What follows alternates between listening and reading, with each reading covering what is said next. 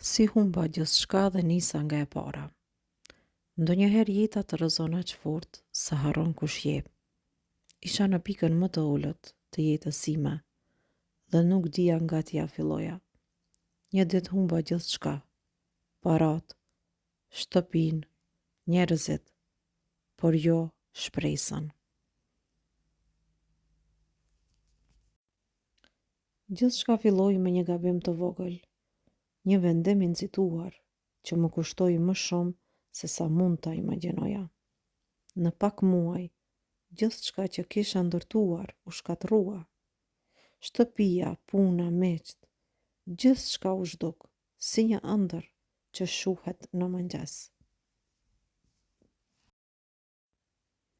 Në fillim ndihesha bosh, por një zë i vogël brenda meje më tha: "Nuk mbaron këtu."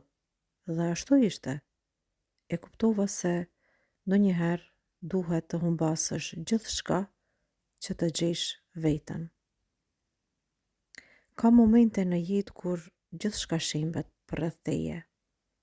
Kur zgjohesh një mëngjes dhe kupton se çdo gjë që kishe, njerëzit, puna, ëndrat janë zhdukur. Asgjë nuk të duket më e sigurt dhe çdo frymarrje është një kujtesë e asaj që ke humbur. Edhe unë kam qenë aty, në atë vend të errët ku humb shpresën dhe veten.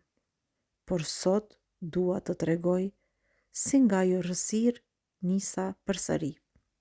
Sepse ndonjëherë humbja është fillim i një jete të re. Sot nuk kam gjithçka që kisha dikur, por kam paqe, kam qetësi dhe mbi të gjitha kam veten. Nëse dhe ti ndihesh sikur ke humbur gjithçka, mbaje mend këtë. Ndonjëherë duhet të rrëzohesh që të kuptosh sa i fortë je, sepse fundi shpesh është vetëm fillim i një jete të re. Ky ishte rrëfimi im. Nëse ndonjëherë ndihesh i humbur, dije se gjithmonë mund të fillosh përsëri.